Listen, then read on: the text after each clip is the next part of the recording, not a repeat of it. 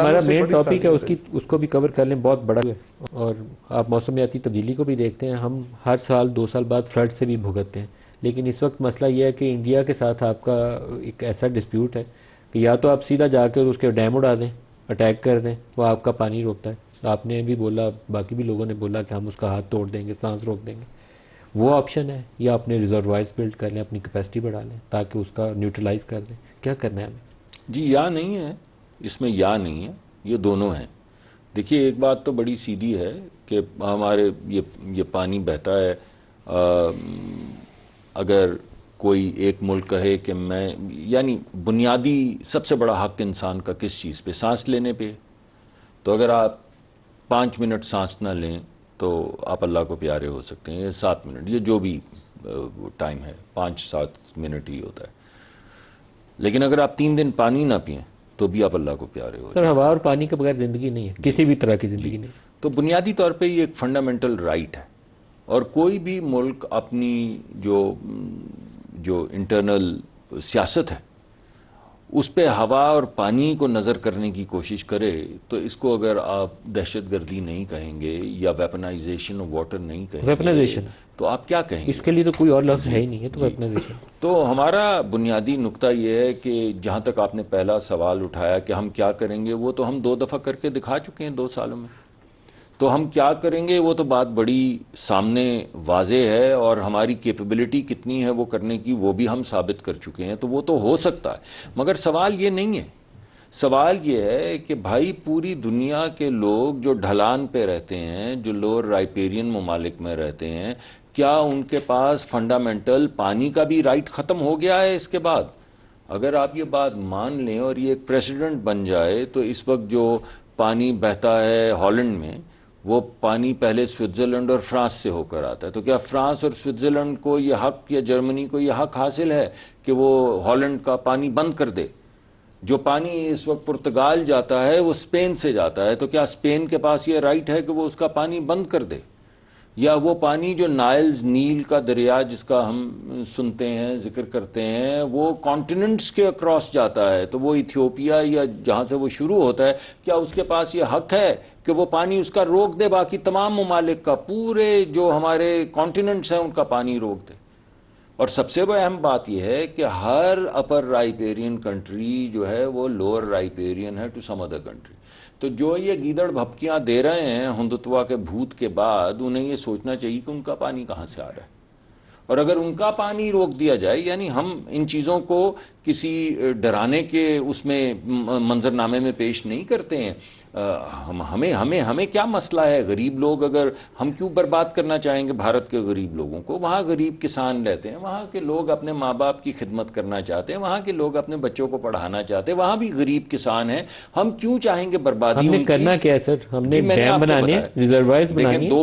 دو باتیں۔ ایک تو ہم نے دنیا کو جو باور کروا رہے ہیں، ابھی میں گیا ہوا تھا، برسلز تھا، اس سے پہلے میں سینٹرل ایشیا میں تھا، اس سے پہلے یونائٹڈ نیشنز میں تھا، ہر جگہ پہ ہم دنیا کو یہ باور کروا رہے ہیں کہ یہ معاملہ جو کرائسس ہے یہ پانی کا نہیں، یہ انصاف کا ہے، جسٹس کا ہے، اور یہ معاملہ جو ہے یہ پانی کا نہیں، یہ معاملہ رائٹس کا ہے، اور یہ معاملہ صرف پاکستان اور بھارت کا نہیں، یہ دنیا کے تمام ممالک جو ڈھلان میں رہتے ہیں ان کا معاملہ ہے۔ یہ دنیا کے وہ تمام ممالک جو ٹریٹیز کے ذریعے آپس میں جڑے ہیں، پوری سیکنڈ ورلڈ وار کے بعد تھا کیا؟ یہ دنیا جو جڑی اتنی قتل و غارت اتنے سال ہونے کے بعد، وہ جڑی اس وجہ سے کہ یار ایسی قتل و غارت تو حیوان کرتے ہیں، تو کیوں نہ ہم کوئی فریم ورک بنا لیں، یونائٹڈ نیشنز میں بنا لیں، کچھ ٹریٹیز کر لیں جس کے بعد ہمیں ایسے بھیانک راستے سے دوبارہ نہ گزرنا پڑے۔ اب آپ آج 50-60 سال کے بعد کہتے ہیں کہ میں اس ٹریٹی کو نہیں مانتا، اس کا مطلب ہے کوئی بھی ٹریٹی جو دوسری جنگ عظیم کے بعد ہوئی ہے اس کی کوئی وقت نہیں رہے گی۔ اگر کسی ٹریٹی کی کوئی وقت نہیں تو یہ تو جنگل لا بن جائے گا نا، ڈاگ ایٹ ڈاگ کا کاروبار بن جائے گا، تو اس میں تو سوائے جنگوں کے کچھ بھی نہیں ہوگا۔ اور ہم یہ کمزوری سے نہیں کہہ رہے، ہم تو یہ جنگیں جیت چکے ہیں۔ پہلے دنیا کو یہ باور کروانا ہے۔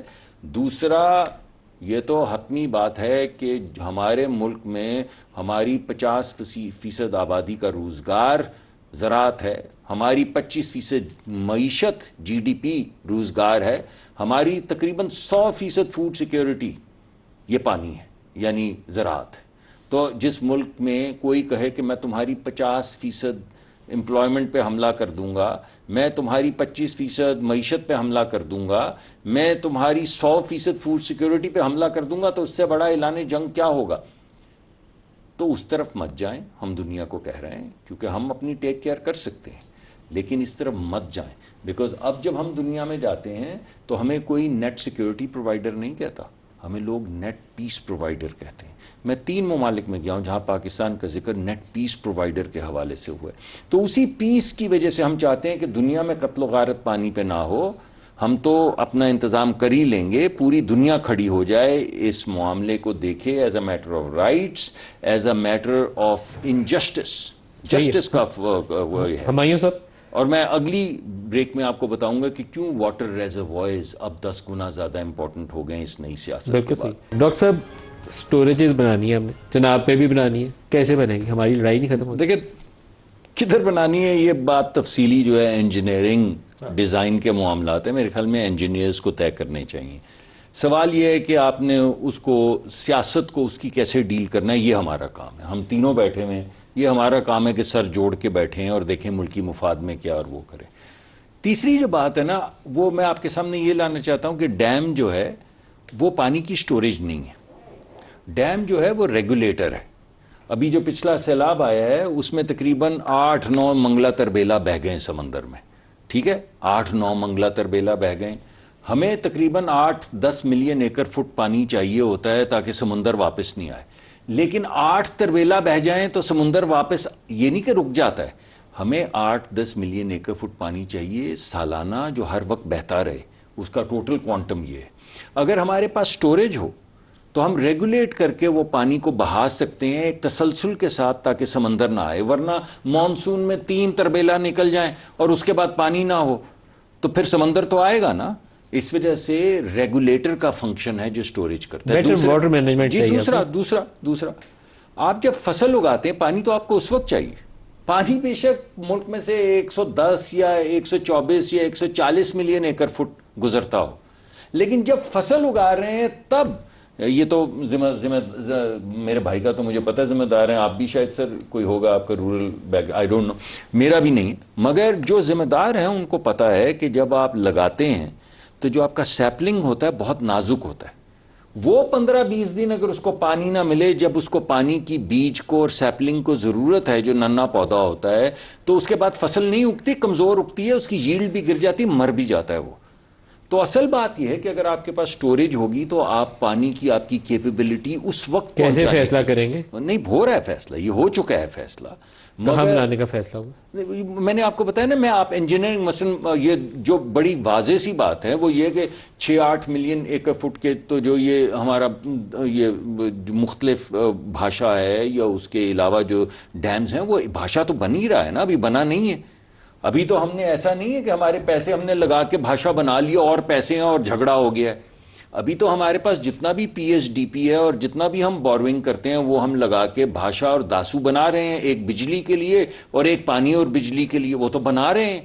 اس کے بعد اور بھی بنانے پڑیں گے کیونکہ جو ہمارے منگلا اور تربیلا کے اندر سلٹنگ ہو چکی ہے اس سے پانی کی کیپیسٹی بے انتہا کم ہو گئی ہے، وہ ہمیں ری بلڈ کرنی ہے، ہماری کچھ ضرورت ہے، سٹوریج کی بھی ضرورت ہے، بالخصوص بھارت کی یہ جو عجیب و غریب ڈاکٹرن ہے اس کے بعد، مگر اس سے زیادہ ہمیں اپنی پروڈکٹیوٹی ایگریکلچر کے لیے، زراعت کے لیے واٹر کی ریگولیشن کی ضرورت ہے، یعنی 2 سیزنز جس میں ہم کھیتی باڑی کرتے ہیں پانی ہونا چاہیے، اور بھی سیزن اگر کسی جگہ پہ کچھ لگ سکے تو اس کے لیے بھی پانی ہونا چاہیے۔ پانی کو تسلسل سے بہانا سمندر میں ضروری، اور جس وقت فصل لگائیں اس وقت پانی کا ہونا ضروری، یہ دونوں چیزیں بغیر ڈیم کے نہیں ہو سکتی۔ ہمایوں صاحب، اتفاقی رائے پیدا کرنے کے لیے کیا کریں؟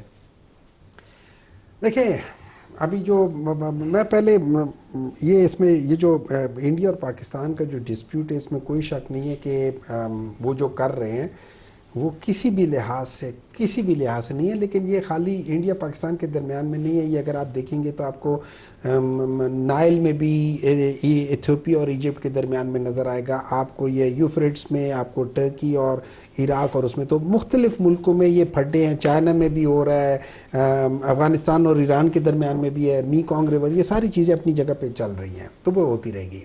اب پرابلم جیسے انہوں نے کہا ہے کہ یہ، اور میں اس سے ایگری کرتا ہوں کہ یہ واٹر ریزروائرز سے زیادہ واٹر مینجمنٹ اور اس کو ریگولیشن ہے.